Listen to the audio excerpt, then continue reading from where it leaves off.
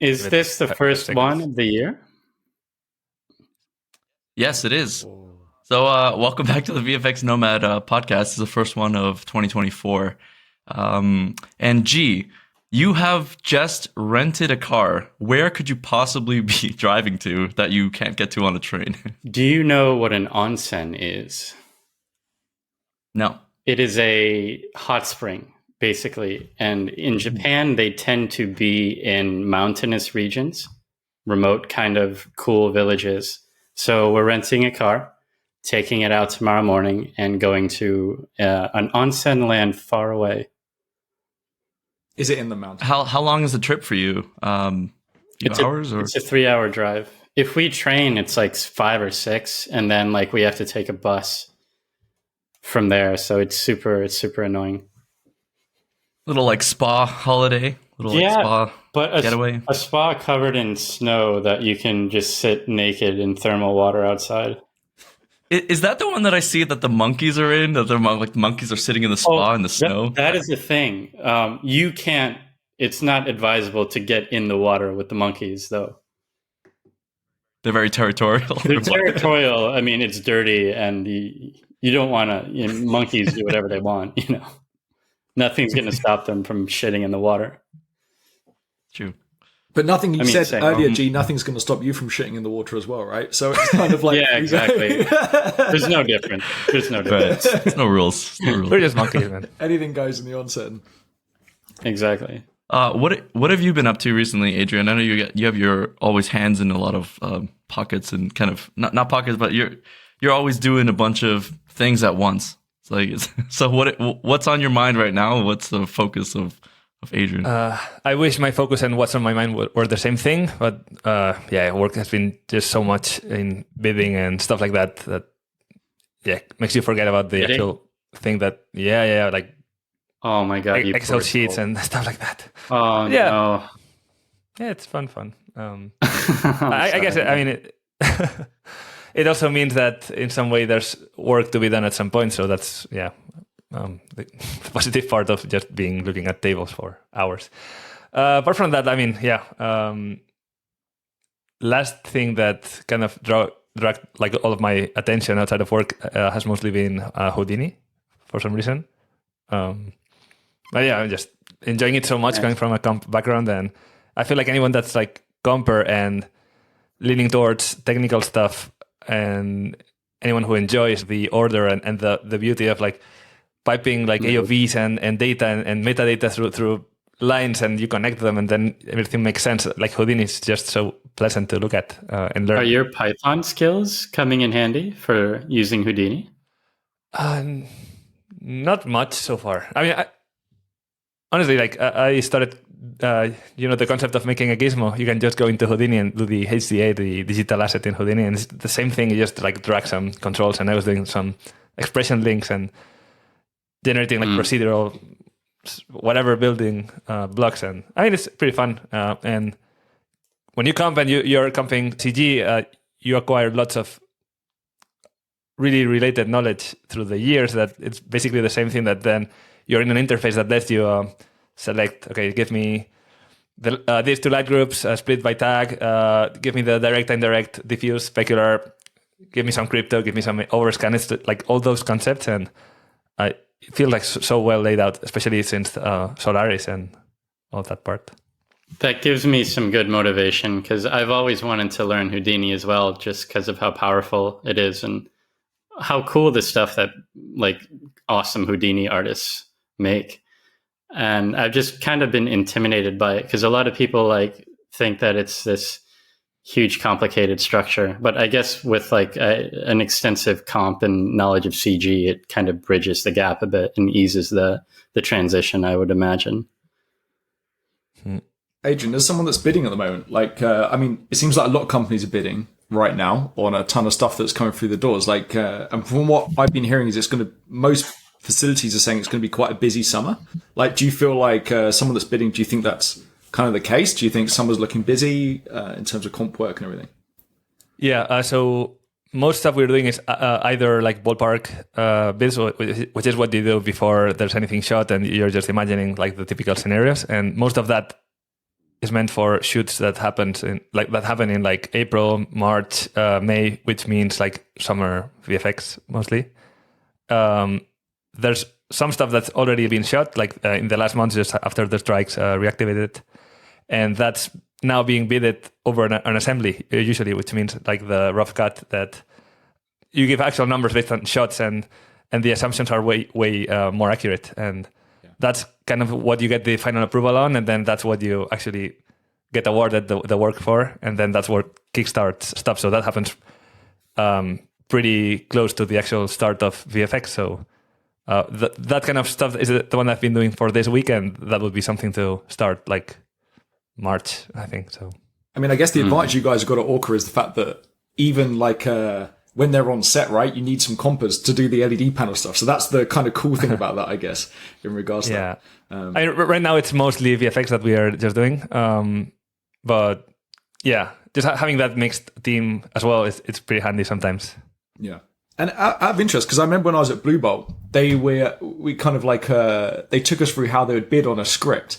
And it's insane. It's like you read a sentence of like, this person walks this way on a beach, and you've got no idea how many shots it is. So you're just kind of like saying, is DMP needed? Maybe do a CG boat. I mean, how do you get good at that, if that makes sense? Have you got any advice to anyone that kind of wants to do that eventually in their career? I really wish. You're just guessing. At least I've been doing this stuff for less than a few years now, so it's not much. And yeah, you have to like make so many assumptions. And I think as compers, we have a really nice vision of the actual problems that you'll have in the end. So like you can make a decent amount of assumptions. Okay, so this is just in case this is a matte painting that we just need in the very end of the shot. There's no persons going on top, and then the lighting is this is provided, and we should plates for this thing. So you just set so many assumptions so that lets you make it into something that's not like 50K for every single shot. Wow. This is a very interesting topic that people don't touch on a lot. Is this all assumptions and bidding and stuff? And yeah, you're basically like narrowing the variety of possible problems that you're going to have. And if you make assumptions, assuming that there's no additional relighting, or assuming that there's a proper green screen, and then you can go ahead and make what you think is going to be the actual timing of the shot based off of. Usually, it's supposed to be based off of previous work that you've done. So like, okay, we did a green screen shot of a close up of a person with hair. Took us, 4 days. So the next one will probably take 4 days, and you kind of like gather this information and stuff like that, and try to push that forward. But it's not always always obvious what is going to take longer to do and what's going to be very quick. Sometimes the opposite. It's interesting. I've usually only bid after it's gone through like a pre-production house that's done like at least some storyboarding or some like previs, like the third floor kind of box moving through a hallway type thing. Bidding off a script though, I mean, that seems like a whole nother level of, like you said, assumption making. And the thing as well, right, when you're bidding, again, this may have just been a few companies I've been at, but you're doing it in artist days, not in price. And then basically you have like an artist day price for the studio. And then you would generally multiply the price or the days by 1.5 or 2, depending on like how much you want the project, right? So it's like when you're a freelancer, you up your rate when you don't want to do the project. And then if they say yes, you're like, well, at least I'm getting paid well. And it kind of seems like that with the studios as well. I know they would have like a multiplier of the artist days, and they'd have like an artist rate to break even and things like this. So it's that's you totally get all true. sorts of multipliers there, and it's not just the artist day, but the artist day has to account for all the structural cost of the company and like basically everything else. So yeah. Yeah, for other departments, they have like render time, and they have like additional storage resources or something like that, Well, and Disney will do deals that says like, right, if you do this one 30% off, then we'll give you our 2 other projects coming in on this. Like, it's like all of that stuff as well, right? It's, negotiate. I mean, G, how was your experience with doing that stuff in Megalith? Megalith and I guess DNEG both, like I said, there would always be like a layout or some kind of storyboard or whatever. But usually it's me being comp would put my comp days. That goes into a spreadsheet where like the CG soup has other tabs where they're bidding on anim and layout and this and that. After you put in your artistic days, that gets handed to like an exec or a producer or something. And then they do like the averaging. That's the number that they take and feed it into like the total and factor in the artistic prices and stuff like that. So in like localized, in my head, I'm just thinking artist days. What happens after that, though, is in production's hands. Yeah. I want to mention this because maybe it's obvious to some people, but one of the most important parts about bidding is that it's an average of the whole bid or the whole show. Like, you can't really be super hyper focused on, am I getting exactly the hours right for this one shot? What really matters is that one shot might take longer than your bid and the other shot might take less time than you actually bid. So you might bid for 2 days and actually it only took half a day. And this is all averaging out, and that's really, really important so that you don't get like super hyper focused on one thing. No, definitely. You had like 20 green screen shots. You might add something like 2 days per shot, but then you're thinking like, okay, I'm starting with the 3 hero shots. That will take like 3 days each, but then the rest will be like half a day, and then the average should be ideally less than what you thought and not more. Of course, yeah. It was a big realization when that hit me, that it was like everything you do is just getting like summarized and an average of. Because in the beginning, you can see it with like soups in their first show or second show. Like they're thinking, oh my god, I want to make sure I have enough days on this shot. I want to make sure that in this shot. I want to make sure. What if I put too many days on this shot? You're really they're just taking all the numbers that you did together and making an average out of it. Yeah, it's truly not possible to ever get it right. There's going to be like one shot that you bid 3 days and it takes like 18 days. Like it's like there's some shots and you just have to hope that, you know, the base level, oh, this is a green screen shot, but then, you know, the first shot takes you 1 day and then you're like copying pasting the work file and then it's taking you, you know, 2 hours, and then so you have to really hope that it's all balancing out, but you're never going to get it correct for every shot. But that's why if it's if they ask stuff outside the scope of the brief, right, then you do rebids and then you would charge maybe extra, and that's when it starts getting a bit. Because also you do these artist bid days for you go for and bid it out, but then you got pressure from production, right? Who are like, oh, maybe if we just cut a few days there, like so we can just get this project in and like. So it's always again. It's embracing things no one knows, right? And that's very true. It's nice of them to do that, though. At least, I mean, it's from your perspective, it's annoying when they're like, "Hey, hey, Adrian, I noticed you put 9 days on this. This doesn't seem like too long of a shot." They don't have to call you because they're the final say that like gives it to the client. So they could just very well ignore you. Yeah, ignore your advice. Yeah. It's important. Like, I mean, at the end of the day, in the bidding process, you're a consultant. Like, they don't know how long it's going to take, and via your experience, they're hoping that they're going to get a better understanding of how long it's going to take. So then they could work out, you know, the negotiation and the price and all that stuff. That's their job, but they need to know internally, like, how long is this guy think it's going to take? Or I mean, then it's super important to also. Try to get some actual metrics through the project so that you know how much time each single task is taking the artists, and then you have that information, and that's what actually will let you be more accurate for the next one. And that's happening right now for us. We are bidding for green screens, and in some particular situation that is like, okay, these are really similar to these ones in the previous project that we were over the bid like half a day for every single shot consistently. So we just increased the number. You know, makes sense. Sorry, I want to mention one last thing on that because it's very sexy idea for juniors to like ghost hours. Ghosting hours means you're working overtime, but you're not actually logging hours in the shot. So say you worked on a shot for 12 hours, but you only put 6, right? And it's very sexy because you think, oh yeah, I'm gonna look like I did a really good job. That's from a production point of view, that's a really bad thing to do, because they're going to assume that shot at the end of the day was logged for 6 hours, but it actually took 12. So then the next thing that they do is going to be bid for 6 when it actually takes 12. And that can really disrupt a lot of the bidding. So you're not doing anybody any favors, basically, by lying about how long something actually took. In parallel, you could say that I guess junior studios do the same thing. Is they'll underbid a lot just to get those works and look good to a client, and then that kind of shifts the landscape of bidding for all companies, because they might expect a lot of companies to do things at that price as well.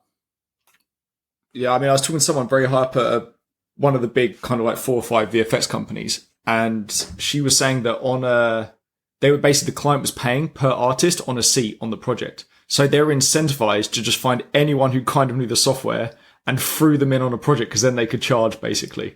So it's like, the incentives are sometimes not aligned the best, I guess you could say, in regards to that. Super interesting.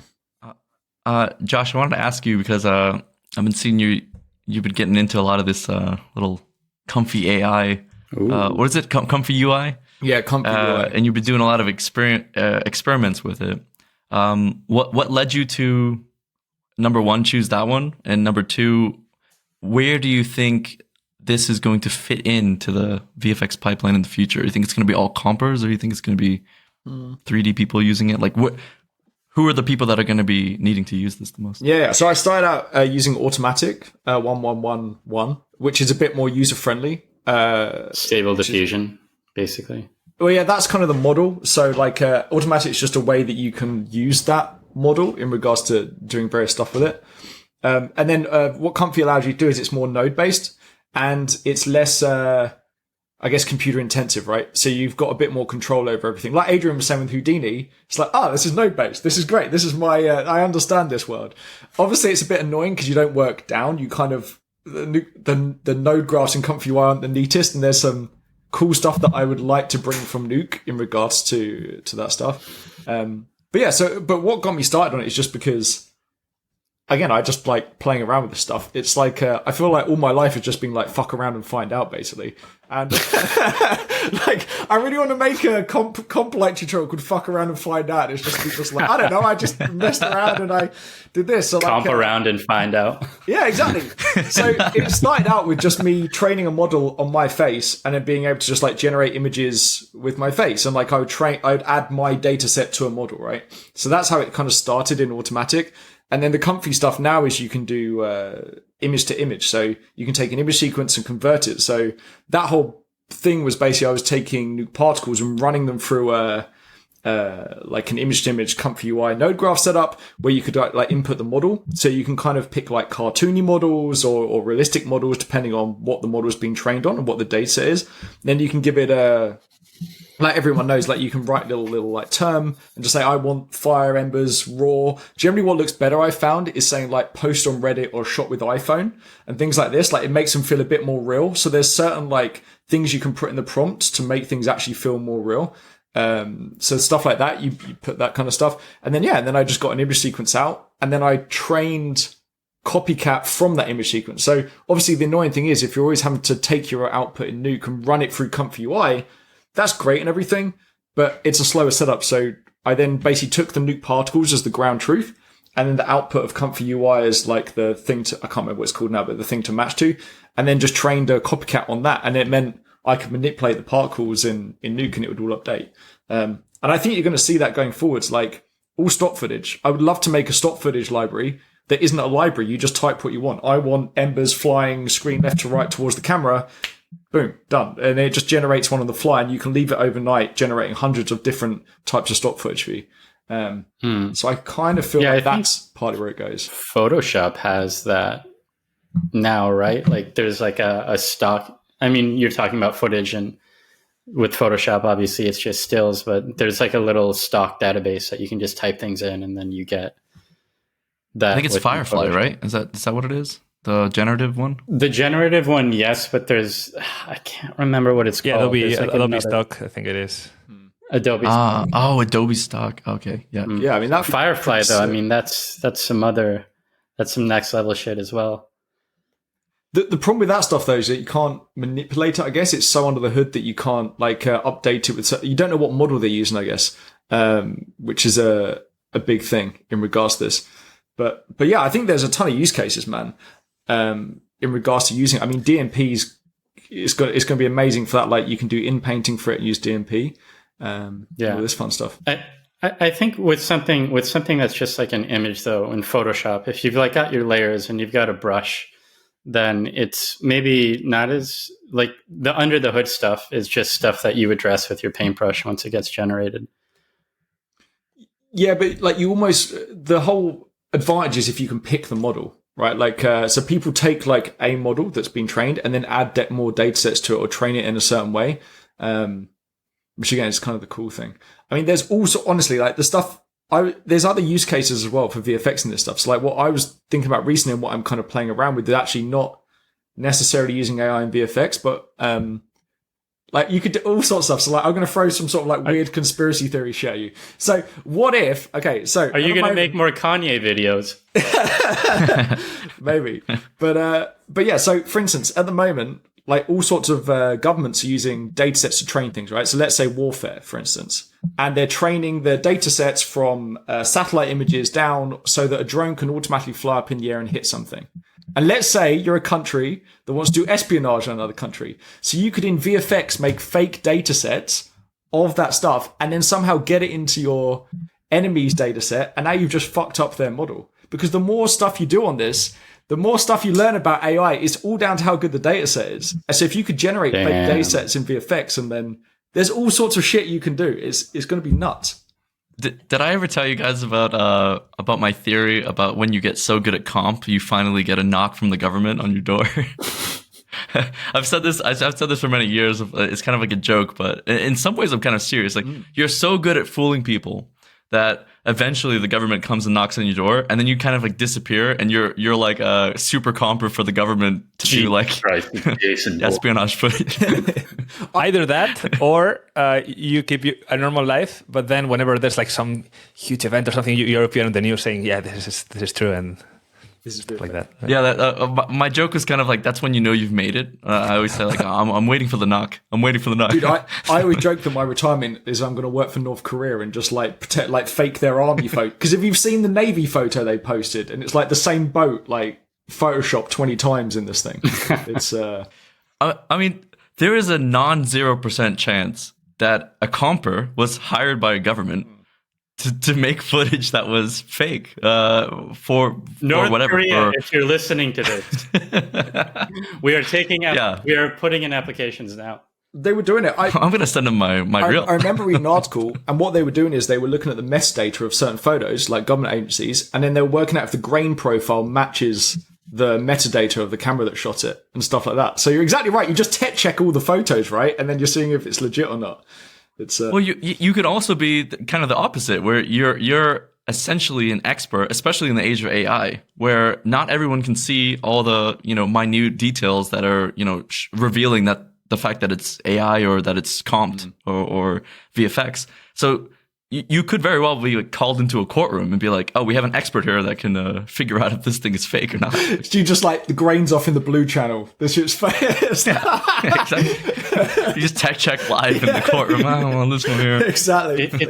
It's fun to think about, but I do want to know like what the advancements are going to be like in the next decade or even 2 decades. Because like in the past year or year and a half, we've seen so many leaps and bounds, and a lot of people are, like to make blanket statements like it's never going to do this, it's never going to do that, it's just a tool, this and that. But like we're basically in, Maya 1 version of it. We're in like Photoshop 1. So just looking at the timeline and the trajectory, like where does it go in 5 years, in 10 years? I mean, in regards to what Tony was mentioning about workflow, personally, again, this is me just guessing and haven't fucked around with it a bit, is I reckon you would, in terms of VFX, like run your CG for Unreal, and then there's no need to have, I know we were talking about this in the WhatsApp group, Tony, right? Like but I don't think there's any need to have AOVs if you can manipulate stuff in Unreal and there's no render time. And then what you would do is a bit like what lighters do at the moment. They run it through a denoiser afterwards. You would run it through a machine learning model that basically applies the look on top, like I'm doing the fire. So you'd run it through Unreal and then run it through the model and then just comp over the top. And then if you've got any changes, you just then update the Unreal scene. Yeah, there's so much to unpack in this subject, but I mean, comfyUI is node-based, stable diffusion, basically. There is no current limitation that I see aside from a legal limitation of like what things were trained on, but there's no actual like, I don't know, scripting or coding limitation of why that could not, for example, tomorrow be a Nuke of like, here's your image. Here's a node that says a prompt. Here's another node that says a different prompt. And here's a node that says average those two prompts together. And then the output is stable diffusion of, all that stuff. There's no like limitation to that not being possible. Besides, it hasn't been invented yet, basically. So I've really stopped putting my mind at a limit of like, no, that's never going to happen. Like now the door's like wide open for this kind of stuff. I do think more stuff's going to move into comp because of it though, personally, because maybe like there's a thing called ControlNet, which is basically where you get like a rig and then it generates the person over the top of the kind of almost like the rig. So you could animate that rig and then generate the images from that rig that's animated as opposed to seeing a 3D scene. So like maybe you don't have a 3D scene anymore. Maybe it's just images like generated from a basic kind of geometry and things.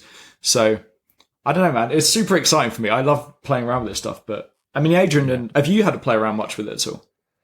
Not with comfyUI, but in general, I try to play with anything I can in this area.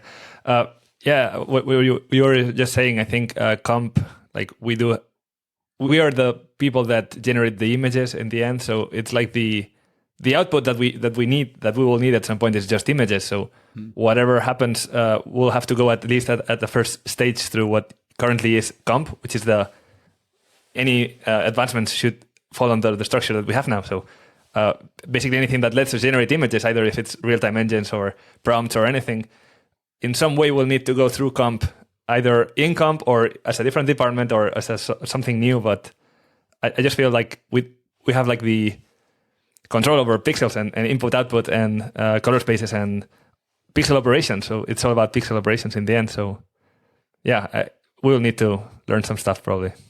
Well, the more stuff that goes through deepfake, that's now a 2D thing rather than a 3D digidouble. And like, I don't know. I always think though that I'm worried I'm biased because obviously like it's in my own interest for more stuff to come into comp, right? So I don't know, but I think you're right. I think it's going to be going into comp.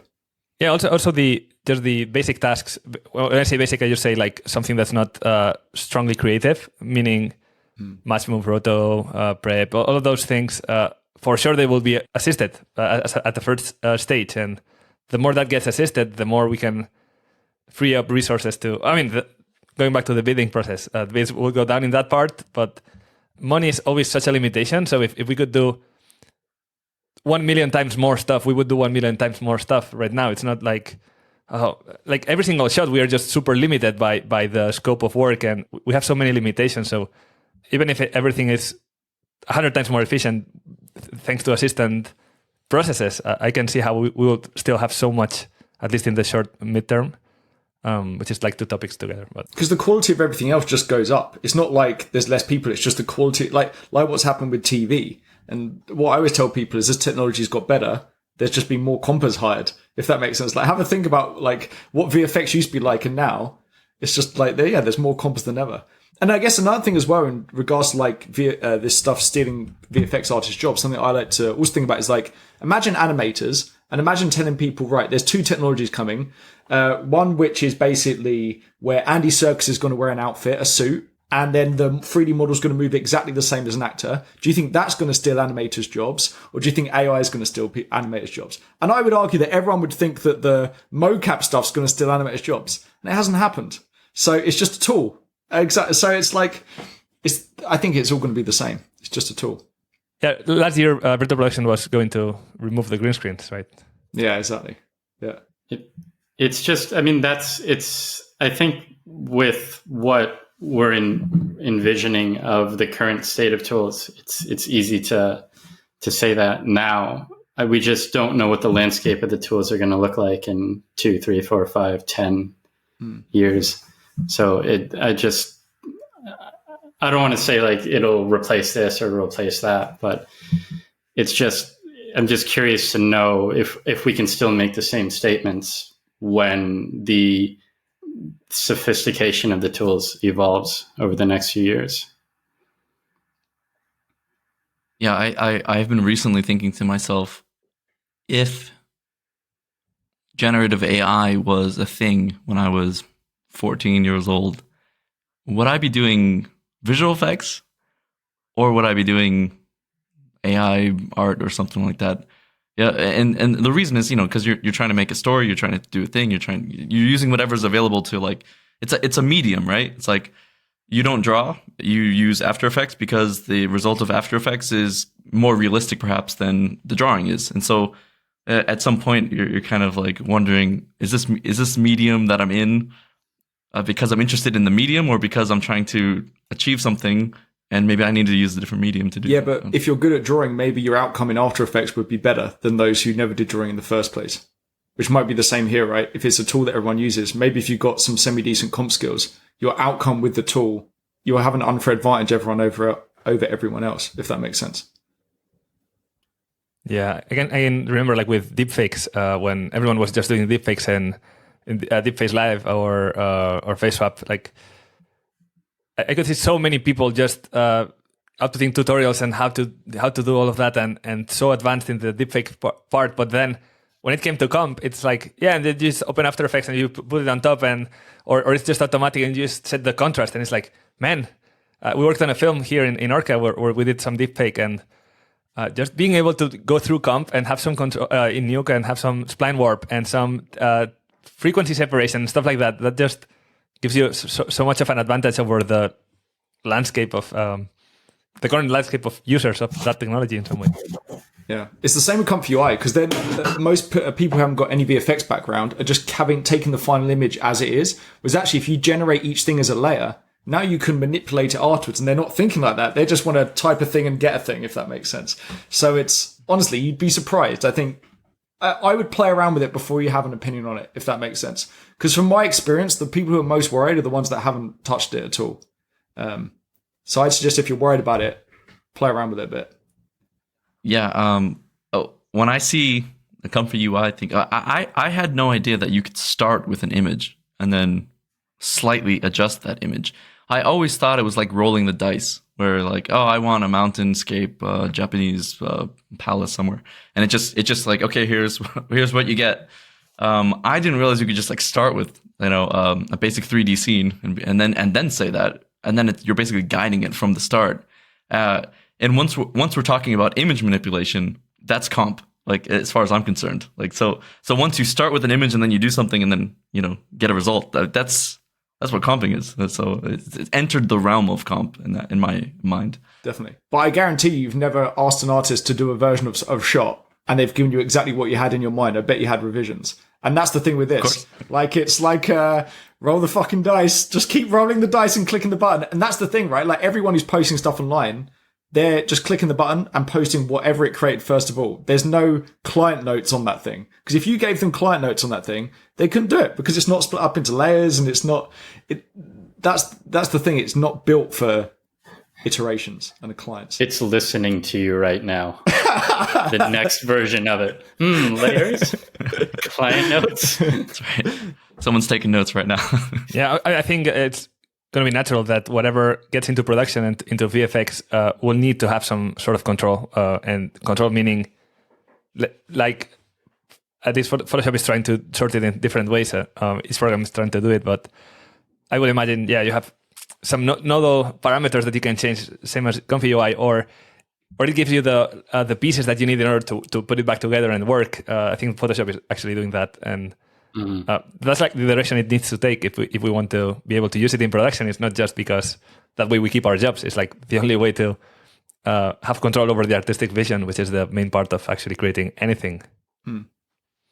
I mean, the exciting part is no one knows a good workflow yet, right? Everyone's just making it up as they go along, and that's why I'm loving it. Like, because it's like, all right, no one's got a perfect way to use this stuff, so now's a good time to learn it because you can actually push the way that this is used in the VFX industry. Now it's up for grabs. It hasn't been set in stone. I wanted to shift the topic that we were kind of discussing beforehand. You have been working remote you said maybe last year or so? Close to a year. Close to a year. And before that, you had never worked remote. You'd always been in the office, correct? Yeah, with the occasional, like Megalith had a policy where you could work home 1 day per week if you wanted. I rarely ever took it though. So yeah. So how have you felt the transition being from someone who never did it to now you're kind of doing it all the time, working from home?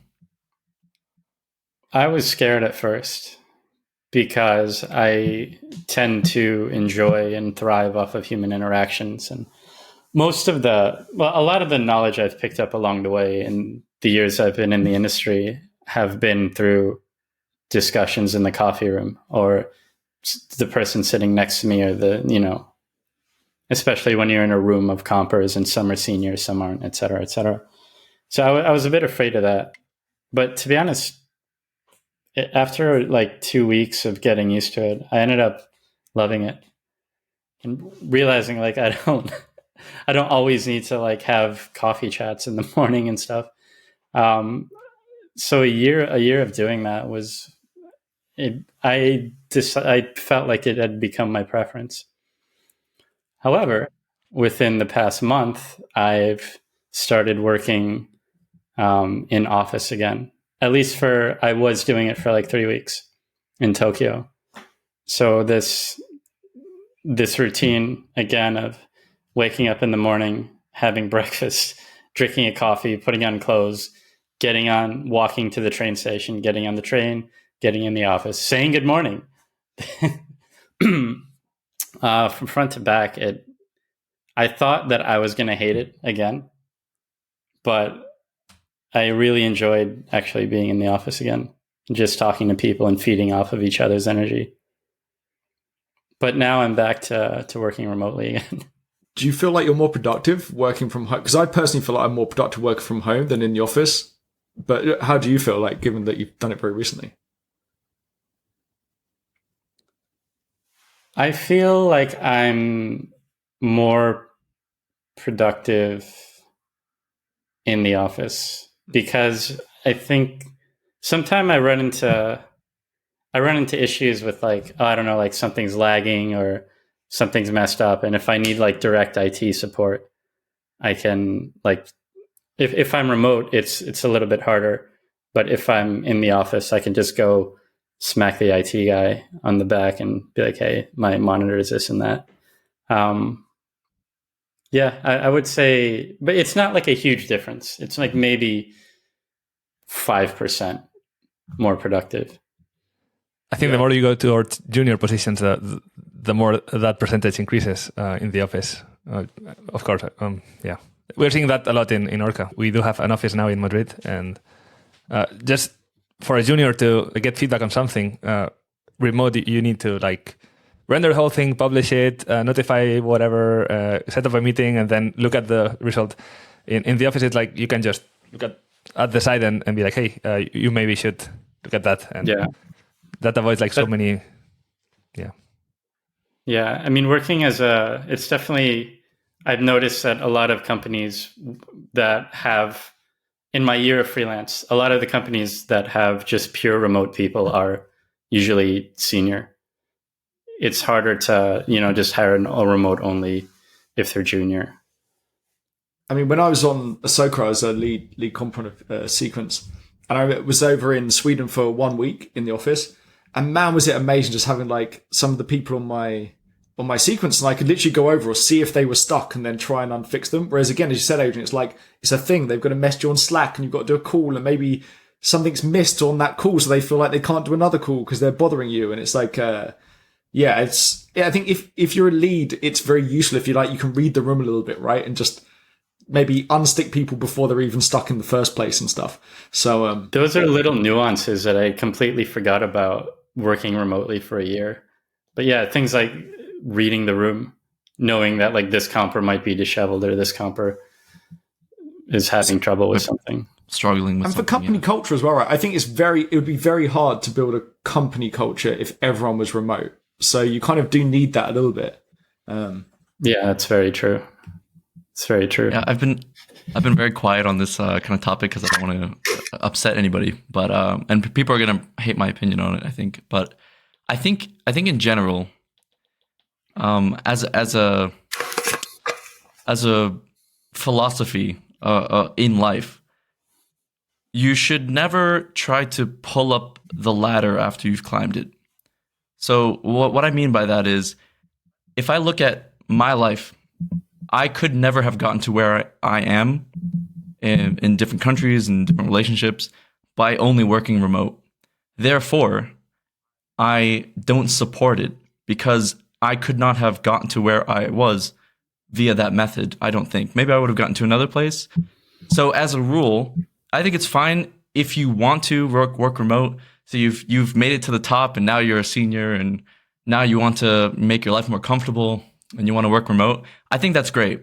What I don't think is great is trying to like put the blindfold over people and say, this is the best way to do it. And this is because I don't think that's actually true. And I don't think most of the people that are saying that could have actually gotten to the place where they're at via that method. I agree with that. So, I agree with that. The advantage I had, we all had, was like, I was sat next to like someone like G at ILM and stuff. And like at NPC, I was sat next to a bunch of seniors and I could just turn around and chat. And also it's like all the chats that you have that aren't about work. And then when it is about work, you're already friends with the person. Whereas on Slack, it's just, you're only messaging them about work. So I'd agree. Well, I literally wouldn't know any of you. Yeah. Like I would know you just as a face, as like a letter on a Google meeting thing. So like when I think back to working experiences, like the things that I cherish the most are the memories with the people, the lunches that we took, the beers that we got after work, all those things. And not even to mention all the countries that I got to live in and all this stuff. So there's no reality that working from home. Now, would it be better for me today? Yeah, maybe it would be. But that I don't think that we or that people should be pushing that as like, actually, this is the new revolution and stuff. But this is my opinion. Of course, people are going to be disagreeing with me on that. Have you noticed? Go ahead, Josh.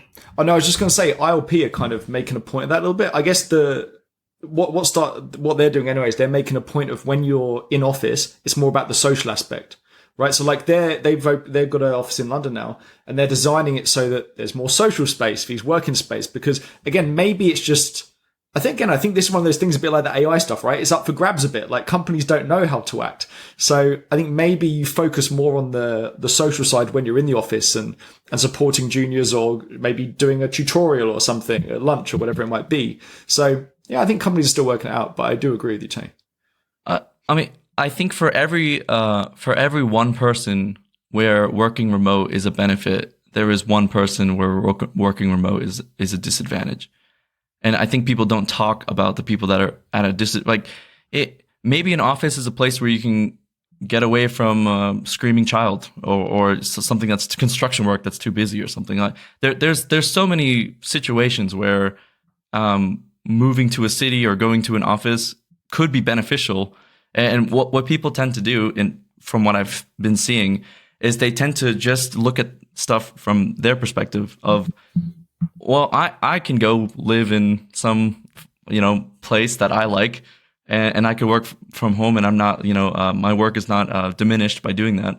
Therefore, that's the best way to do it. It's like the correlation does not equal the outcome there. Yeah, simplistic views are never the answer. But at the same time, like remote work, same as AI, is a tool, and we should treat it as a tool. I think, of course, a tool comes with the disadvantages of the tool you're not using if you're using that one. But imagine you're in an office, but you're with 2/3 of the department. Maybe that for you is like 90% of the same benefits. But then that means you can work from home 2/3 of the 1/3 of the time, in that situation. And if that combination, so maybe just accounting for the tools we have and we use them smart, and then for each situation in each company. But maybe that's the key in some way, and that's something that we're doing in Orca at the moment. For example, just having the office in Madrid, like the artists are gathering there, and we're noticing so many improvements there. I myself, I'm going like once a week, for example, or twice a week, and then I'm mostly just going through the desks and looking at what are you doing? How's it going? And kind of that combination might be, I don't know. I have the feeling like the key is somewhere in the balance and not in demonizing or simplifying too much either solution. Completely agree. 100% agree. I do agree with you, Josh. I think my answer to your question about productivity is heavily based in recency bias as well. Like, if you were to ask me that next week after I've been working remotely longer, I'll probably say I'm way more productive remotely. Yeah. I think it depends like what part of your project you're in, right? Like if you just need to put headphones on, then maybe working remotely is more productive. And if you're trying to figure something out with a soup or something, then being in the office is good because you're all looking at the same screen. So yeah, it depends on the person's task, right? I mean, if you need heavy focus and you're just doing something by yourself, yeah, of course. If your job is leading a team and getting in contact with people, probably it's better to talk to those people in real life. Yeah. So it's like just depends on what you're doing, I suppose. For sure. Cool. Gonna get a lot of hate for that. No, I don't think you're gonna get a lot of hate. People are gonna email me. But I think again, like it's nice to have your side because it balances it out, right? Like again, like Adrian was saying, it's a tool, and there's times and places like it's better just give artists the options. Have you? I think that's good. Yeah. And the whole point of the podcast is to have conversations and not shy away from anything. Have you noticed people that are very gung ho? Because the way you presented that, Tony, was that like I know I'm going to get flack for this, and I so, to me it doesn't sound like such a controversial statement. No, me neither. So I think it is. I think it is controversial, and the reason I think it is because the only direction that I see people speaking about this very loudly online is advocates. I never see. I've literally never heard anybody say what I just said. But I've heard a lot of people say it's more productive, it's more this, it's better for this. So I've heard all the arguments of the other one, and as Adrian said, it's a balance, right? It's there's pros and there's cons, and to not mention the cons or to not even acknowledge them is just lying. It's just completely false. I have the feeling that some or a big part of this social media influence of the pro work from home thing might be in a way a response to the overall feeling that the studios in general prefer to push against that in some way, and most studios in some way are moving back to on-site work as much as possible, and not sure that's even an objective case, but or just a feeling, but I think that's what people feel, that studios feel that productivity will be back to normal. Especially if they're paying for an office space and nobody's inhabiting it. It's like, guys, time to come back. I mean, I know that was a big thing in the post-COVID boom, right? Actually, that was the advantage of all these mid-sized companies, because they didn't have to buy an office to crew up. They could literally just like instantly crew up with very little overheads. So it's I think we've kind of all raised the important points around it. Yeah, and I just want to like finish or reiterate, like, of course it's better for some people. Of course, I'm not even arguing that part. I'm just saying you can't make a blanket statement saying, yeah, this is the way to go. This is the best for everybody. I agree. That kind of stuff. I mean, all the people I teach, I say if you can go into the office, like you should go into the office. You'll get way better than everyone that's working remote as a junior. You'll build better networks. You'll learn from people that was like. Spontaneity, like this spontaneity of being in the office and things like this serendipity of the whole thing. So you have a massive advantage if you're starting out in your career and you're going to the office. For sure. That's a given. Definitely. Yeah. Speaking of going into the office, cool tricks. We mentioned like we were going to talk about some potential like cool tricks so that those who were working remotely can pick up some cool tricks, Tony. I think Adrian's got one. Adrian, what's your cool trick? I mean, everyone has... I guess every person has like that technique that you're like, oh man, I'm using this all the time. And I wish people did it because of, or technique or practice or whatever. Yeah. We could do like one per episode. I think that'll be one per person per episode. Yeah, I don't know. That's the Patreon. I mean, I've got a super simple one that I keep seeing juniors make the mistake of doing, unless maybe seniors, but like, I find that when people are starting out in the industry, they're whacking their alphas too much with the grade node. Like they're kind of like post-treating their alpha that comes out too much. And part of the reason for that is they're hitting it too hard with the black point, which is a bit like using a hammer on the thing, right? Like it just is going to fuck up all your nice edges. So my advice to you would be, if you're in that situation, is gamma down rather than you hitting the black point, because that's going to keep your soft edges way better. And then after you gamma down, put another grade node with a black point where you just take it finishing off with only the leftover noise. And the reason why you want to make 2 grade nodes is because the grade node works down. So the black point happens first, then the white point, then the lift, and then the whatever the other gain, multiply, gamma. So it works down. So if you do the black point and gamma in the same grade node, it won't give you the same result as doing the gamma first and then a black point, then a grade node with a black point.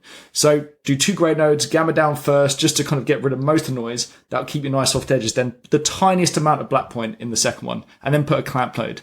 And then you're in a good spot. And if you happen to treat it too much, then it means your alpha is shit to begin with and do a different key.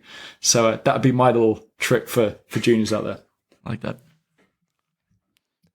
On that note of alphas, just never forget the alpha, especially if you have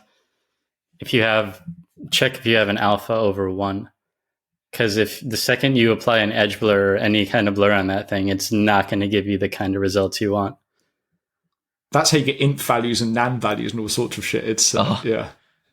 I don't know if you saw, but I went over all that stuff in the last video of like trying to discuss like what a non-value actually is. It's I mean, actually, Tony, that kind of like what's leading you to do those videos? Because you've done like some awesome like the CG comping videos now. Like like was there something at work that you're like, man, I just want to like teach this person how to do this, or what was it that led you to do it? Okay, overall, like the thing that is leading me to do it is because I am aware of information that other people are not aware of. And I'm not saying that like I know a bunch of shit. I'm saying like there are things that either the way I think about stuff or the things that I have learned over time, I have never seen that online, which means there's a gap, there's a hole that needs to be filled, and nobody else is filling it. And I feel like I'm obligated to release that. And it hasn't come to fruition yet. It's going to be at the end of the series. And when the end of the series occurs, I think it'll be pretty obvious what it is that I'm trying to say. But because these things are very complicated, and you can't just like give away I'll use the keying template as an example. I could have just made one video that was 30 minutes long explaining the template. The template already existed. The problem is you need to know each component of the template to understand how to use the final result. So that the template's no good if you don't know how to use the individual components of it. And neither is the CG template. If you don't know what things are, the CG template's not going to help you. So you need to go through the whole process. I'm laughing, by the way, because I've been to a few universities now and they've got your template and the students don't know how to key because they're literally just being told to like grab the template and use it. And I'm like, what the fuck is this guy? Like, yeah, it's... They can go watch the videos. It's like feeling like a programmer when you know how to use ChatGPT to ask it for a code. That's like the same thing as using a template without understanding the underlying stuff. Yeah, you need to know the actual principles behind it. Otherwise, it's useless. It's like having a tool and not knowing what any of the settings do. It's like, for me, that's the. But yeah, that's what's driving me. And unfortunately for me, each topic that I try to dive into, I always think it's going to be like 20-minute video, and it turns out either my understanding of the topic is not very good, or I can't explain it very well, or that there's more to say about that topic. And basically when the video is complete, I feel that I've said everything about that topic that is worth mentioning in my own head, you know? And so that it's like a full like if you said, hey, what did you not tell me about material AOVs? I'd be like, oh, I said it all. Like I don't have any more information about it. I love it. I love it because every time you're like, man, this is getting so much more complicated than I thought it would be for this video I'm making. And I'm like, that means you're on the good path because that's what you tell me every single time. So I don't necessarily agree. I think, I get lost in the weeds for sure. However, at least I said it. At least it's out there. And I said, okay, this is like a thorough thing. And in my mind, it's complete. Maybe I missed something, but at least I didn't on purpose leave something out that I thought was important, but like, I need to shave like 5 minutes off. Yeah, so I think it's better to just have it and just have it out there than to try to shave off time. And also the thing with all this stuff is like people are going to mess you if you have missed something, right? And then talk about it, and then it's in the comments, and like once you post it out there, you can get feedback, if that makes sense, so, rather than just kind of holding on to it. Do you approach it the same way, Josh or Adrian, or I don't know, G, if you were thinking about making something, like how would you? Is it the same thing for you, or am I just lost in the sauce here? Talking about teaching in general? Yeah, like when you go to make a video, are you thinking like, how long is this? Am I saying something that is worth mentioning? Actually, I can leave that part out. Like, how are you going about like generating these things?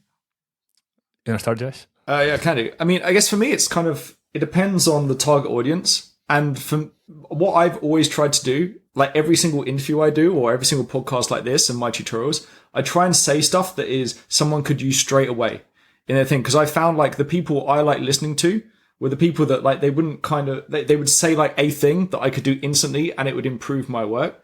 So for me with my tutorials, I've always tried to make them as short as possible and cram as much stuff in. So like, this is why I love it, because me and you've got very different styles, I think. Like for me, I would much prefer to give someone 85% in the most condensed way possible that they could use instantly at work. And then because then they build up the momentum and they feel like, wow, like I've come from like 0 to 100 very, very quickly. And then I know that they can learn the last 10% from your videos that you're making, right? So for me, like that's always been my style of doing things. I would like you to get from 0 to 100 in the shortest amount of time possible. And that's how my private training is as well. So I think both of our ways of doing things have got a place in the world, but I think we're very different in regards to how we do 100%. They are two different tools. So I think it's really dependent on, apart from your preferred style and where you feel more like you're adding more value from your way of looking at things and stuff. It's also a big part of, okay, how much time do I have with these people and how much information do I want to share with them in that time? And for example, in your case, Tony, it's like, okay, I'm doing a series for people that are already comping and want to learn a lot about CG and all the details that are involved in adding and multiplying and subtracting stuff there. In my case, for example, I'm trying to apply both your ways of looking at it, and for example, with the students in the 1 year course that I teach, and as I'm with them through 1 year, I can afford to, as a first month or something, I will go to the 80%. I will let them like explore the options, look at the landscape of tools that we have, and kind of get at least you have to start by enjoying what you do and learning what you can do, and same with learning guitar. Like I would rather like learn a song first and learn what I need in order to play that song, and then I can always learn a lot about the G sharp 7 whatever later, which is what the CG series from Tony maybe would be a place for.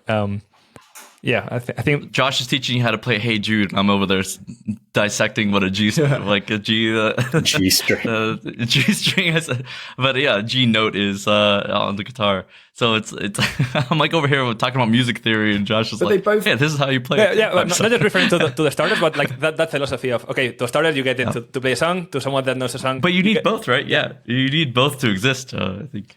I think the best way to think about it is like, why does someone want to do this job? Because they think they're going to enjoy it more than other jobs, right? So like at the start, you don't want to get too in the weeds because you just want to get someone's confidence up and almost kind of like give them the feeling like they're being a professional competency if they like it. I mean, it's part of the reason why, I mean, I've kind of tried to score stuff in my training. I generally try and take for free.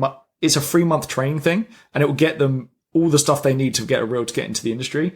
So like, but with that comes a few sacrifices. Like I teach the subtractive method with CG. Why? Because most people are super fucking intimidated if they see this massive script where you're shuffling all the passes and adding them together. And I know that if they understand the subtractive method, that gives them enough stuff so that when they go into a company that's using the additive method, chances are a lead will have set that up. And at least then they know already about passes, light groups and things like this, right? So it's like, again, it's about kind of curating it and fitting what they need and how much you can cram in. And you want to teach them the stuff that they're going to use 95% of the time, not the 5% edge cases, if that makes sense. So it's, but again, there's a place. Anthony, I'm thinking that you yourself used this philosophy in your series. Like, so you're starting with the basic setup, and then you're going to more advanced. So even in the way you're laying out your content, it's also following that.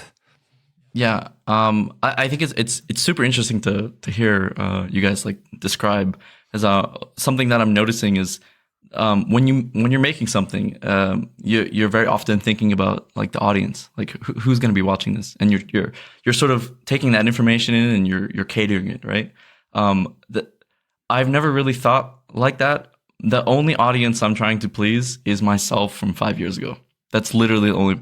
If I could have learned something 5 years ago from a video that I made today, and I wish that video had existed, that's the person I'm trying to please, which is like different. It's not like worse or better or anything. It's just like personally, my audience is past version of myself that wished the video existed, and so I think that's where the discrepancy comes from. I think Josh, I would probably make like straight to the point, like really quick stuff if I really wanted to reach as many people and do the most get people up to speed or something on a topic like really fast. So I think it's great. But they're just different styles, but like again, like they've each got their own place in the world, right? It's actually something in regards to education, something recently I was reading about is how the Brazilian team is so good at football.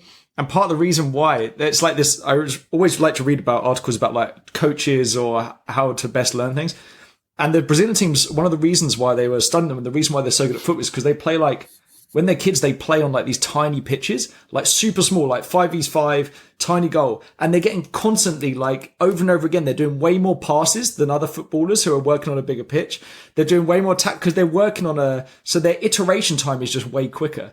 And once you understand that, you can throw that into comp teaching very easily because you get someone to do 20 keys or 15 CG like matching shots and things. So it's like, once you've got an idea of this stuff, again, both places have ways in the world, but like you can start stealing all the best ideas from these other disciplines into teaching and just throw them into comp, which I think a lot about. And I try and nudge my training down to this stuff. Whenever I teach like keying, that's happening like these weeks right now. I'm like, okay, keep in mind, even if you're trying to do your best key ever, your first 20 keys will be shit. Keep that in mind. So until you do 20 keys, even if you feel that one of them is like great for your reel, do 20 of them, and then you will see yourself how you now you have the tools to make one quicker, faster, better, and to a higher standard and with a more solid base. So it has to be iterative. And the other thing you want to do, by the way, is to like get someone's momentum up. What I would do is I make them do a key at the start with no teaching at all. Just use the current skills you got, and then you do some teaching, and then you show them that key, and you're like, look, I remember I used to go into universities and do this, and by the end of the day, you can literally look at the two Nuke scripts and be like, this looks like a legit professional one now. This doesn't. So like, even if the key's not so good, you can be like, look at what you've done. Like, this is insane. This was 24 hours, and it just builds the momentum, right? It's who cares if the key's not professional? Look what we did in a day. It's nuts. So it's like you got to try and build the momentum in regards to this stuff as well. Yeah, a big part of teaching something a big part of learning something is actually having your brain in the mood that you need that information. Yeah. If you're like, okay, I'm going to learn about CG stuff, and then you just sit down through 6 hours of CG stuff, you will not learn. But if you are a compositor and you're doing CG stuff in your day-to-day work, and there's some stuff you don't fully understand, and then you watch Tony's videos, it's like, oh, that makes sense now. Oh, this is interesting. And then you're like integrating within what you already know. But that has to be always the case. Like, first you have a mission, and then you find the ingredients to complete it, and then that's what pulls you forward instead of, okay, let me learn a bunch of stuff and then I can figure out how to apply it. That usually doesn't last much. There's a $1 million question here, which is what is G's first topic going to be on his future tutorial? Jiu-Jitsu. He's doing a Jiu-Jitsu. Jiu-Jitsu. Actually, G, are there any Jiu-Jitsu disciplines that you could apply to comp, do you think? Out of interest, like... I was actually thinking about this when you were saying like make 20 shitty keys before you make one for your reel. And I think like the importance of drilling, like in Jiu-Jitsu, you'll drill like the same move maybe 20 times a day, and you won't pull it in a sparring session until like maybe 2 weeks after drilling it all the time. Because the first 2 weeks when you go into a sparring mode, you don't have the instinct to do this move that you just learned like 30 minutes ago. But after drilling it over and over, then when you're in the high pressure situation, you apply that move because your body learns it and it becomes automatic. And I think like when you're, maybe when you're making the key for your demo reel, you want to, after you've created a solid frame of reference in your head of what to pull from, and maybe like when this edge does this, then I know that I need to blur it or gamma up and then do this and flip it into log and pull the key that way. So that maybe that's the correlation I can find. But when you're practicing, that's when it's super important that you're practicing correctly, because you don't want your muscle memory to be based on doing something wrong. And that's where it can mess you up if you're being taught wrong or you're at a company where they're doing things wrong, it screws you up. Because the biggest thing I find with my students is I'm asking them to slow down and make sure you're doing it correctly. Don't just do 20 keys for the sake of doing 20 keys because you're not going to learn anything. They've got to be correct. Otherwise, your muscle memory will be fucked for a long time. In regards to that, another correlation for sure is like especially with newer Jiu-Jitsu people is when you spar, you don't go hard like right off the bat. At least it's not recommended to, because you won't be able to apply techniques. You need to go slow so that you're able to like pull the right moves out of your brain and out of your body. Is there a speed that they ask you to do? Or is it just slow? They call it like flow rolling, which is, I mean, it's hard for younger, like newer Jiu-Jitsu students because like the second the timer goes on, you have somebody trying to choke you. So if you're not comfortable in that situation, you freak out and all this adrenaline goes and you almost go like 100%. So they call it like flow rolling, where you eventually learn to breathe a bit more. You don't get as tired, and it's easier to like pull moves out of your bag of tricks. Linking it back to music, I think it's the same thing. I play drums, for example, but I think it's the same with the guitar or anything else. I was learning drums like properly with teachers and schools and that for many years, and they were always like telling me, go slower with the metronome than you would feel comfortable. Go slower and do that for many hours. And only then you really slowly increase the speed. Because everyone wants to play drums really fast, but that's not how you learn to play drums fast. You first have to nail it and have your muscle memory completely perfected. Because in the end, like our conscious part of the brain is just able to focus on one little thing at one single moment. So you need for that to be focused on whatever you need to learn, then the next, and then everything is already like in your automated system, and then you can focus on the thing when the time comes, and that has to be automatic. Anything that's not automatic for your body will not work properly, basically. One of my favorite quotes, and this really supplements what you were saying, Josh. One of my favorite quotes is, practice makes perfect. Not exactly. Perfect practice makes perfect. So if you drill it the wrong way, that doesn't lead to perfection, the eventual goal of perfection. But if you're taught the right way to drill it, that gives you a higher chance of achieving perfection. There's a guy called Josh Waitskin who I took a load of ideas from. He was a professional like child prodigy chess player who's now I think he's a Ju-Jitsu crazy. I know that book that the guy that like became a Tai Chi master or whatever. Exactly. So like I've stolen so many things from him. One of his things was, I think he was coaching like skiing professionals, and it was like, when are you going to do the worst skiing in your life? It's going to be like the last one when you're tired and you're going down the slope and who cares? But it's like, again, you don't want to practice it wrong. Like that's the time to focus. Like when it's like the last 30 minutes of practicing, that's the time to really pay attention, because that's when you're going to be sloppy. And it's just that's so accurate. Yeah, it's just all these small things. Yeah. Laying a dirt road where then you pave over later. It's like you need the path to be correct, and then you just get faster and you learn a trick. But all the tricks are supplementing the correct method, or they have to be on a foundation, the right practice. Yeah, even if you're going back to keying. So if every single part of your key makes sense, and then the next one is able to stand on some ground that you have control over, and then you're just safe in terms of, okay, any note you receive, you will be able to go to the appropriate place and tackle it. And if stuff is not if you're not sure the stuff you're doing is either procedural or controllable or has a structure, then you will not be able to, to be safe. I don't know if this applies to everything, but certainly with like the keying thing that I was making, the template, what I had figured out early on was if you try to think of it as a whole, there's too many components that are moving, and you get very confused. But if you break it down into very, very small missions or objectives, suddenly like, oh, well, I know what a good alpha looks like. Okay, I can do that. Check. Okay, well, I know what a good D-spill looks like. Okay, we can check that one. And the system is kind of having trust that if you do all the little things correctly, the overall result will look good. You have to trust that it will look good because all those smaller components have been achieved. But it is a trust thing because everyone wants like an all-in-one tool and they just like slide everything around. But there's too much going on. You're gonna get lost doing that.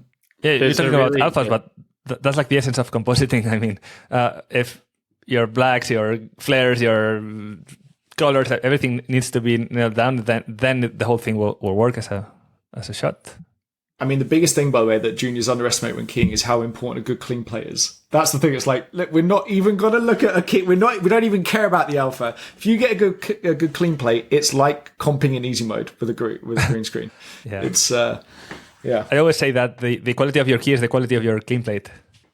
It's like, and all the additive stuff that you get from it and divide multiply stuff. It's like, that's the secret. I know the reason why not many people talk about that is because it's hard to sell a course like that. Where it's like, oh yeah, it's all down to the clean play. Basically, it's how to clean. Yeah, exactly. That's the most important bit. oh man. So G, what's that thing that you're itching to get out to the world? Have you decided yet on anything? I don't know, man. There's so many. Maybe deep. Maybe deep. Hashtag deep. Hashtag deep. I think we should get some hype going. I think the world needs to hear your silky voice teaching them how to do some deep comp. Let me tell you about deep. I mean, G, out of interest, when you were like souping, what was the thing that you felt like that maybe people in your team needed most help with? Because I've always made my tutorials based around that. So like, is there anything that comes to mind on your last show when you were supervising? Last show, I'll actually, in regards to that question, I'd rather pull from my time in Mumbai. Because there was a lot of things that they have this academy where people come out of, where they don't really learn a whole lot of CG, but they learn like prep and stuff like that. I think it's called Prime Focus Academy. And that gave me a scope into just seeing people that were churned out of some school and able, like, you could see the ones that were like, all they did was just go look at the school, or all they did was look at the school, and in their spare time they would look at Josh Parks, Tony Lyons, Adrian Puyo tutorials. So there was, those ones were better, right? They weren't worse. The ones that were watching. No, they were worse. Especially it's awkward. They were putting B over A. But it gave me like a cool scope to seeing like what people's skill sets were, and just being able to differentiate like the ones that were more passionate versus the ones that just kind of looked at it as just something to do or something to pay the bills. But things like just like learning how like layering works in Nuke and the whole EXR multi-channel workflow, knowing when to store a layer and when not to, knowing that a node that controls all layers, like a blur or something, knowing like the consequences of setting your blur to all layers versus like having it at RGB or RGBA, just like little nuances like that. But one thing that I find across multiple studios, whether they're like big, medium, or small, is deep. Not exactly optimizing the way that people use deep. There were, even on like big projects, there was a company, one of the companies that you and I were at together, there was a big project, and the template for that used Live Deep, and it was big, it was big fucking CG and effects. I want to say there were maybe the base template had between 3 to 7 layers, all piped deep combine, deep combine, deep combine, deep combine. Yeah. So I mean, it went exactly how you would expect. So many artists were complaining that their scripts were too slow, and then I've noticed no, yeah, of course not the people that invented it. But then I've seen that on not just at this one thing that we were on. I mean, I've seen it in other situations as well. Then that a higher form of that is just having all those elements do a deep recolor and then combining them in 2D, deep recolor, deep to image, and then maybe pre-comping that. This is cool. This is better, but it's still a little bit slow. What I find to be more effective, though, is just taking those deeps separately from your raster. Your how do you define raster? Your non-deep, basically, and just copying in the channels that you need. So if, let's say, I have a spaceship, and that needs to merge with an explosion or something, I don't need to deep recolor at the very end. I can just have my raster comp. Then I can have the deeps on the side, do the deep holdout, pre-comp that, copy in the depth in the alpha channel. This is 1,000 times faster than doing a deep recolor at the end of the comp. And also, if you've got a team that isn't used to working with deep, their workflow is no different, basically, as well, to a certain extent. This is why I love you, G. G is speaking my language right now.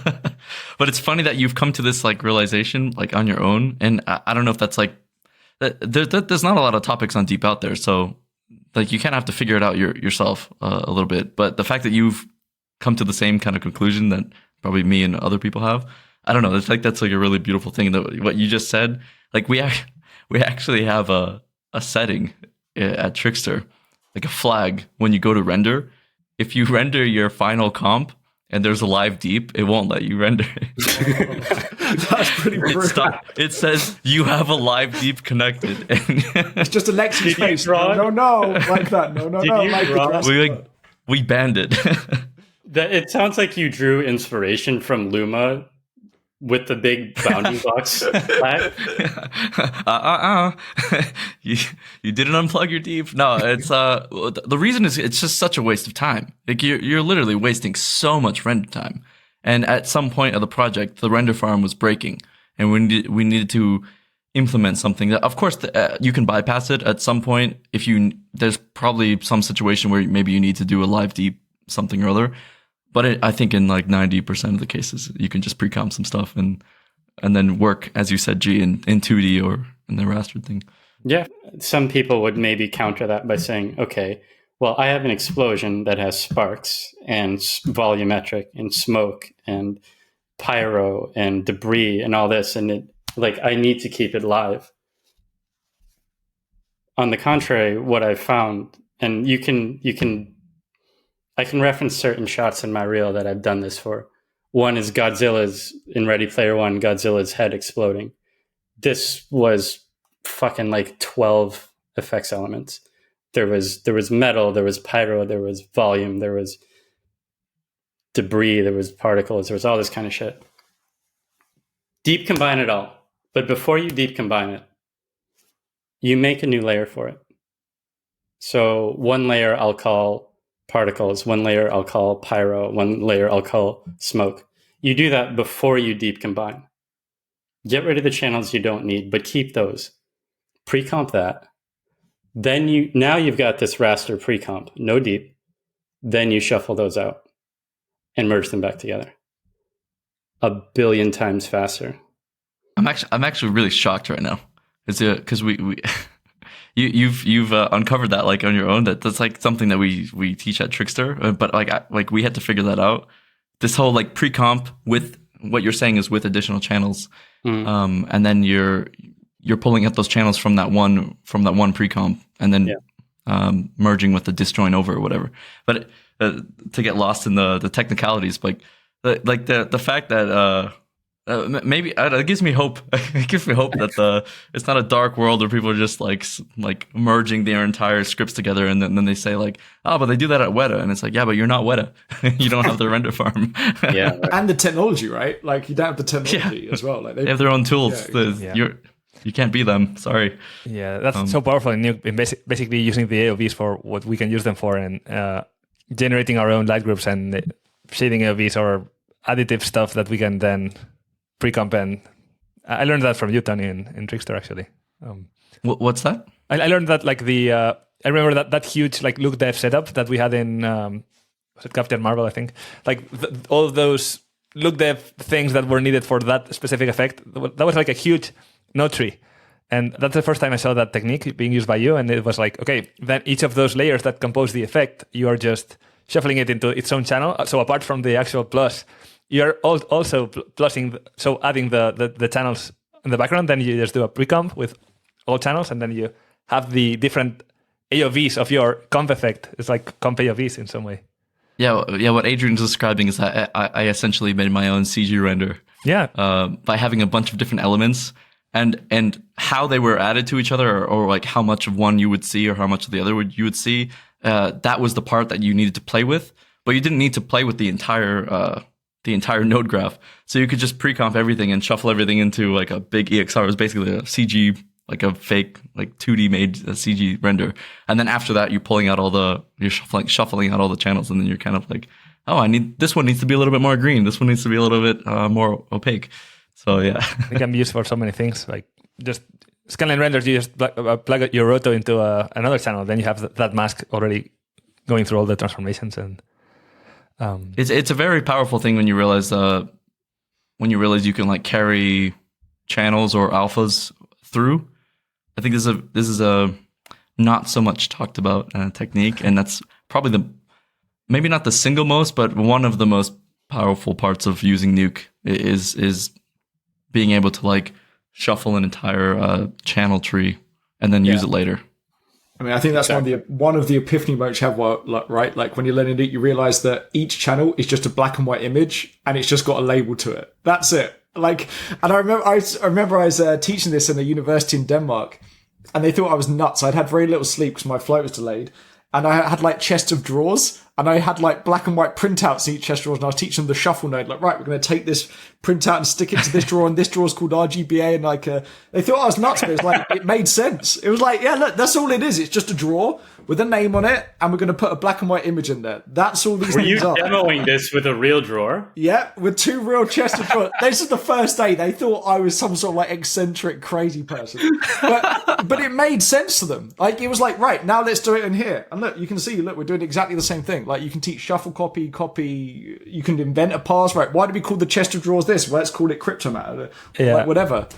It's like, Josh, a beautiful part where we overlap a lot is probably you and I both find a lot of pleasure in finding something that like a way to phrase something or a way to show something that really resonates. Yeah. And like it's like one sentence or one demonstration, and it really just gets the point across, and nothing else needs to be said because the point is like, oh, okay, I didn't think of it that way, but now that you showed me that, I'll never not think of that. But when it comes to this, it's always, I always like take inspiration from comedians, because what they'll do is they'll test it out on the audience, and whatever people laugh at the most, right, they'll remember that and then take it to the next one. So the same thing, like once you've been doing this for a while, man, you just iterate on your process and like, right, that didn't work, and then you change your wording or the way you describe it, and like, yeah. I love that because you have a lot of like students, and you can like source from this. Like, what did I say that they didn't get? I could change that next time. I tend to test things on people that are not VFX people. Oh, wow. And if they can understand it, I'm like, okay, well, I must have done a good job. You're like working tables at Oktoberfest. Hey guys, you want to hear about the shuffle node? It's like I'll meet somebody at a bar. Hey, you know about this lighting thing? Oh, man. Going back to AOVs, like one that I love that I'm teaching like the last years a lot is so when really the first or the second day of class, I'm like, okay, so when you connect nodes, a node is not an image. It's like it's not a photo. It's a photo album, and you're just looking at the cover. But it's the whole photo album that you're moving, and all those pages are there with the cover. No, it's not just that picture. And then at any given moment, you can just open it with a shuffle and look at the pages you want and just stick it out. Oh fuck, that's cool. And that really is like, oh, okay, cool. See, the analogy I use for AOVs is like cooking, and each AOV is the ingredients that make up the final dish. So like your beauty is like the cake, and then you're seeing all the different. So it's like right, and you can actually adjust the ingredients while seeing the final image and stuff. So it's like. I use cooking all the time, but it's so interesting to see how we go all about cooking is a good one with compositing for sure. I've definitely without any reference point, I've definitely pulled that out of my ass in the middle of explaining how to do something to another comper. Cooking or cooking. Just the analogy of cooking, preparing shit, melding it together, whatever, refining it, seasoning it. I think that's pretty like a universal one that, everybody needs to cook and probably they're going to get that reference, right? So Richard Feynman's, by the way, very good at this. Like, you should watch Richard Feynman's lectures. I've watched them loads. Like, and there's one where he explains, describes how computers work from basic boxes of zeros and ones, and he works up, and it's like you come to the end of it like, holy shit, I understand this stuff. It's nuts. It's so yeah, he's a good one to watch if you want to get better at teaching people. One last note about the channels and the layer thing. I think it's good to say that you realize every channel is just a black and white image, and they come together to make this and that or whatever. But understanding of how Nuke uses layers and how Nuke uses channels, I think is maybe it's an underrated kind of thing, and it's an underrated. I mean, you guys are teachers, so you thoroughly, especially you, Josh, you have your live courses and stuff, but maybe it's a market that should really be expounded upon. And I say this, and I guess in my head I'm also like, well, gee, why don't you do it? But once you understand how to, Tony's smiling like, oh, I finally found Jesus. He's gonna do it. Tony's Ju-Jitsu you, man, into making a tutorial. He's done it. I just inceptioned you into making a tutorial. It's not an idea. Once you understand proper layering in Nuke, it opens the doors for so many things that are unique to Nuke. Maybe Houdini has this the way it handles layers as well, but things like it opens up the world for just overall channel manipulation, and everything in Nuke is a channel which is inside of a layer. So it gives you access to using stuff like expressions, merge expressions, shuffles, of course, and knowing that because it's just math and black and white images, you can literally use an expression node to you don't have to make shuffle, merge. You can literally do all that inside of one expression node. One of the things that this topic, it's not a need to know, but it's like a advanced thing. You will get better at comping, right? Like it might not change actually the output of your image, but it'll change the how quick your comp maybe renders or the flow of it or something. And I think it's like the next level of comping where you're able to do things much faster or perhaps much smarter than your fellow comper if you can understand these concepts. Well, one of the big ones, it seems a little bit counterintuitive, but I've been teaching that you don't actually need to glow every single layer that you have. So speak for yourself. Yeah, wait, what? That's all I do, man. What the hell? you have some sparks, and then you have some fire, and then you have something else, some explosion. You don't need to put a glow at the end of everything. Actually, you can store the fire and the sparks and the explosion in a layer, and you can pump that into your main comp, and then you can pull that out at the very end of your comp after you've done your camera shake and everything, and you can just glow one time. Or you can Luma key, or if you've exposed things correctly, then you can Luma key and pre-mult the hottest areas and glow that, and then plus over as well. Yeah, that's another good point. But maybe you don't want to glow the plate, for example, right? So that what you're saying is very similar. It's like you're pulling out all the things that need to glow, and you're pulling that out at the end after you've done your reformat and after you've done your camera shake, and you just glow one time. It seems very counterintuitive because you're looking at your comp and you're like, oh, but that's not glowing yet. But then when you look at the end result, it tends to look better because you don't have all these problems with holdouts and like, okay, you glowed the fire and then you put somebody in front of it. Oh, but actually that glow should go in front of that. And if you just glow it at the very end of your comp, it solves a lot of those problems. It's a philosophical thing, and for me, it's like so much more important in the philosophical aspect. In okay, you have to comp in the order that stuff is in the scene from the background to the sensor, and lens glow that happens in the lens has to be for sure after the stuff is covering each other.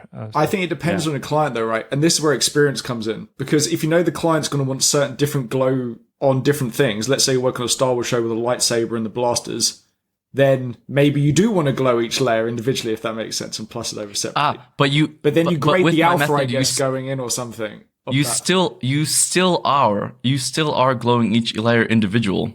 You're just pulling them out at the end. So you shuffle out the mask and then copy pre-molt and then glow and then plus that over per thing. So at the very end of your comp, you can shuffle out your sparks and you can shuffle out your explosion and you just plus all those together in each one. Either you could just glow it all at once. But you have to remove any foreground elements from those masks then, right? So if you did merge someone over the top, then you'd have to Not in the way that we comp. I know what you're saying, Tony. I love it because I do the same thing. Because it gives you're saying you applied the holdout, copy that in, and then shuffle that back out. And at the end funny enough, we have the inventor of something called Merge All, which is Adrian. And Adrian figured out how to. So one of the biggest problems with Merge. Now we're getting really into the sauce. One of the biggest problems with Merge is that it doesn't actually like stencil out the thing. So you merge over something, and it doesn't realize that the layer exists, so it just kind of ignores it. Whereas it should cover it. So you have an explosion and you put a person in front of it. And when you look at that layer of the explosion, if you pull it out after, you would expect that it's held out by that person because you can't see it anymore. But that's not how Nuke is working. And Adrian figured out that you can just fake it and make your own kind of merge that will do that. And it's just doing an over operation. And basically, if you use the merge all, it's holding out basically your maps as you go down. Like it's holding out anything you merge over the top. You just have to get over the fact that you're using something different than the merge. Like you can start by using a merge, and then you just like switch it later. But if you get into the habit of doing that, if it becomes second nature. If you forge that path in your mind, suddenly you're comping, and you're doing things in a much more intelligent way as from a processing perspective, because it's no longer glowing like 5 different layers. It's glowing once at the bottom. The only thing I'd say is if I had like a junior team, I would not want to do this shit personally, because all this like layers embedded going down the B pipe, like that's a way easier way for the like people to get confused about what the fuck's going on in a script. I'm not saying it's wrong. I'm just saying this is where I think about my team. I might disagree with you in the sense that I would rather somebody learn that early and evolve it than hide it from them. I think that's I don't know. And I agree that is advanced. Like I don't know any other. That's the thing, right? Like, well, they'll be the quickest comp there. Yeah. So again, I think it's all rules. Man, it's such a big box that we're opening there. I'm literally like writing a 6-part post series about alpha, just about alpha, and that's like a big part of it as well. And I think. Yeah, it's same to when we talk about stamps with people. Like either you love stamps or you hate stamps. It's like, no, man, it's a set of rules that you have to embrace. And if you don't, then don't use it. But if you embrace the rules, then you make it work towards your company or your pipeline. If no one uses stamps and you use stamps, maybe that's not going to work. Same with these kind of things. Like you really need the whole team to understand the thing if you want it to work. Otherwise, like you run into the risks of like, okay, flat is better than nested. Readability counts, all the Zen of Python principles. But if you understand it, it's actually a tool that you can use and make things better. So. I mean, that's why I say it, because I remember when I went from ILM, where we'd use kind of like dot nodes, basically stamps, dot nodes with hidden inputs, and then it would automatically label it. I remember leaving there and going somewhere else, and then someone had to open up my script. They're like, what the fuck's going on in this script? Like, what the hell is going on here, right? So that's why you kind of just need to know your team. Like, but then again, this is why it's fun being a senior, right? Because that is where there isn't really a right or wrong necessarily. These are working practices that you get to pick and set the culture of your comp department. Yeah, I once heard from somebody that was kind of being a little bit negative, and they said, Well, I know that's a better technique, but there's no hope to teach that to everybody.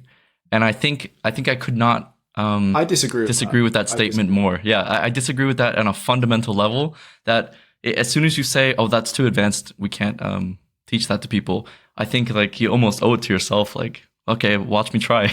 I mean, I don't know. It's for me, it's not too advanced. It's more like maybe what I would do is I'd have those passes that you use to do the glow on the side, right? So you combine them on the side rather than on the B pipe, just to make it super obvious what's going on in regards to this stuff. Like a GI mat or something, basically. Rather than like nesting the GI mat running down, you just do it on the side to make it super clear what's happening. With those kind of oh my god, we're actually talking about comp on our podcast, guys. We did it. I know. I can't believe this. With those kind of things, Josh, the problem that tends to happen is that you have to duplicate things. Yeah, that's true. I mean, that is true. The goal is if you have a camera shake and you get a note, the possibility that you adjust one camera shake and forget to adjust the other camera shake is incredibly high. Yeah, I agree. Incredibly high. I agree. Like you're on your 8th hour of the day and you're like, oh shit, okay, I have a note to reduce the camera shake 80%. Okay, I'm just gonna and then you just forget, and then and then you're sitting there wondering, oh my god, where did I go wrong here? And it's with the embedded technique. It just does it for you. No, I agree. If you're doing everything correctly, it just kind of works. You ever put your camera shake on like a UV map and just like STMap your way into it? You wouldn't get the motion blur then, right? Or I guess you could generate it in a motion vector parse. 2D motion blur 2D node. Or subframe stuff. Yeah. Or subframe. Yeah, I think it's for curved motion blur, it would be better to do it with a live transform because it knows what subframe exactly what you're talking about. Yeah. So I could see that. I do this more. I do this more for transformations, for like projections, perhaps something like that. There's a lot of times where you do a lot of things that would destroy your transformations, and then you can just apply all that to an STMap and then just do it once. I think that's a... Oh, because you mean the filtering hit on all your transformations go away if you apply an STMap. There's some things you do that you literally, there's no way to avoid the filter hit, and it's like 3 or 4 filter hits, but that's no problem if you just transfer that to an STMap and then you, apply that to one time. No, 3 or 4, 2 or more. 2 or more filter hits is like STMap guaranteed. Yeah. 1 is too many. Tony, did you say you're speaking more German than English these days? Oh man, yeah, because I'm taking German full time every day, basically 4 days a week. I just feel like there's you talking. There's like a difference in twang that tells me you've been going hard with the German. You think my accent is not? I think that was French. Mine. I disagree. No, that could be. You know, I've always wondered if accents kind of change if you learn new languages or something like that. I mean, Adrian probably knows a bunch of languages or something, but yeah, like you're kind of replacing like it's very difficult. You're so used to saying certain words in a certain way that it starts to bleed. Especially if like you're in the process of like devoting a lot of your time to it. Your brain just kind of naturally while you're talking just goes into that. Yeah, this is a really weird topic. But as somebody who's like a native English speaker that is constantly surrounded by people that are not native English speakers, you have to imagine that at some point, the only thing that's keeping me sounding like a native English speaker is my memory of how native English sounds or listening to a podcast or something. But it's certainly not the people that are surrounding me. There's no one to keep it in check. So it drifts basically, and there's no one to like, you can't like connect. So it is a thing. Are you forcing yourself to speak more German as you're out and about now? Or? Well, yeah. So I'm taking like German 3 hours a day, and during those 3 hours, I'm speaking. I'm speaking some German. But like, if those are the only people that I'm speaking to, or if I just go a whole day without, a lot of my input is in English. But if I literally don't talk to anybody the whole day, so yeah, the majority of my sentences in the day would be German on those days, which is kind of strange to think about. It's when you start dreaming in it, right? Isn't that the thing? Like when you I have. Have you started dreaming in German? What? I think I was just talking to this yesterday. So I think this is a thing. Right?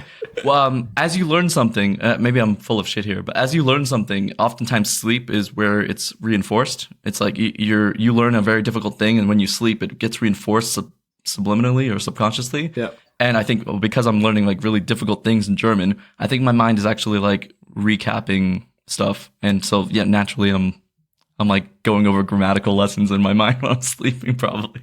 Weren't there some like lessons like that where you would just like put on headphones and then While you sleep, like subconsciously. Yeah. That must be so fake. Tony's just listening to Rammstein while he sleeps. That's what he's doing. It's like the way he's learning. Oh, there's no way that's real. Yeah, with any single skill at all, like even tennis or paddle or sports or anything, I noticed that my performance or my level at doing it is way better whenever the day before I was thinking of it, and then I was probably thinking of it while sleeping. For some reason, that like kind of tunes in the whole system so that. Well, this goes back to like university. I mean, if you study for something and you don't get a good night's sleep, you're gonna do shit on that test.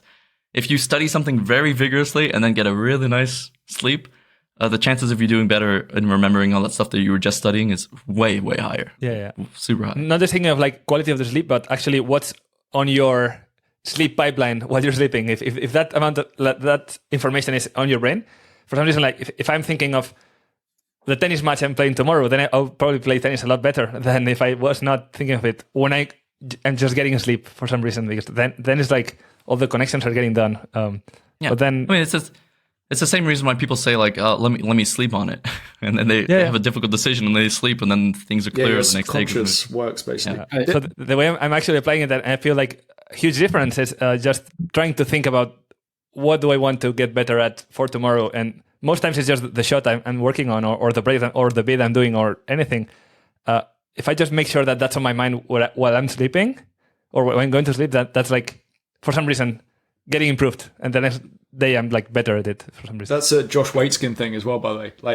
Like he used to do that a lot. Another thing you can do, and I stole this from a guy called Ed Thorpe, who was like a chemistry lecturer, and then he invented card counting and stuff. Super interesting guy.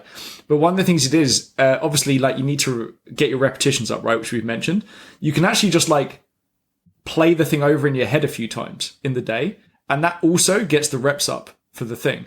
So that's why it's again important to learn it correctly, because if you can play it over in your head a few times, like for instance, like we're all good enough compers now that we can like almost solve Nuke problems in our head, I would say, to a certain extent. Like we don't need to be in front of a computer. So like if you can almost go through the reps in your head a little bit of stuff, if you learn a new trick, you can remember it like that without actually having to touch a computer. It's super useful, man. I'm just thinking of chess grandmasters that are just sitting there beating like 8 people. You're just a comper, like, okay, put the node attached to the bench. No, but we've all been there, right? Like we've had a frustrating thing we've got to figure out. You're on the train back. You're like a paraplegic, just sitting there. Like, just your Apple headset, like Minority Reporting it like this. But it's true. You can just get the repetitions up by just going through it, working it over in your head a few times. It's just quite useful. That's what I'm going to be doing that late in life when I'm in a hospital bed, just like still comping, just telling people what to do. It's become a bit new agey, dreamy type hippie thing now, but I do think manifestation is a real thing, and it's something that's kind of I've found effective all throughout my like academic / professional career. Before going to bed, like writing down the things that I want to do the next day. Or like if I have a test or something, writing down like I aced that test, just write it down, you read it, and then you go to sleep. I find when I do this, it just the next day when I'm in the moment, there's like an extra gear. It might be a placebo, it might just be something in my head. Well, actually it is something in my head, and that's kind of the point, is like I feel like doing that just subconsciously wires you towards that goal that you're hoping to achieve. Who cares if it's a placebo as well, right? Like placebos work, so who cares? Yeah, exactly. This is like a crazy topic, but yeah, if you are able to convince yourself of something and believe it very strongly, it doesn't even matter if that thing is real or not, because you believe it's real. pretty George Orwell. Anyways, Oh my god, we covered everything. This is a good podcast, guys. Like, I'm thinking back to G and I. We're going on a hike. We hiked for 11 days in the Alps, back in the day, and we were just listening to Alan Watts, who's like this. I love Alan Watts. I listen to him all the time. Yeah. We're like hiking up this mountain and listening to Alan Watts for like 8 hours a day or something, whatever, 12 hours a day, and yeah. That was my thing. I used to go walk around Regent's Park if I was stressed at ILM. I remember I used to go walk around Regent's Park with Alan Watts on. It's puts everything into perspective. I'll never forget this. I had like a playlist of pre-downloaded like motivational music or like motivational speeches like on my phone, on my iPhone, and I had a little speaker and I was playing this, and G was like, well, you're playing it out loud to everyone or just headphones? It was me and G, and I had a Bluetooth speaker on my backpack, and I was playing like, if you think you can, you like can. And like, this is the most cringy motivational speeches you could possibly imagine. And I was playing this, and G was like, will you shut that shit off? And then like 4 days into the hike, I shut it off. I'm like, sorry, G, I don't want to annoy you anymore. He's like, no, turn it back on. I need that. I feel like so funny. It definitely helped. Good times. Cool. Shall we wrap up the episode? Yeah, I've got a drive bright and early tomorrow. Very, very diverse topics today. Yeah, we talked about compositing, man. That's That's something that's probably useful for the audience. We did talk about comp. And I left off quite a big topic I want to mention next time. What's covered on the next one? Wait, tease it now, Adrian. Tease it a little bit now, so we've got a cliffhanger. What's the teaser? Density. Ooh. Reality. 8 things you didn't know about density that improve your comps on the next podcast. Number 4 will blow your mind. Oh man. All right, let's stop. See you guys.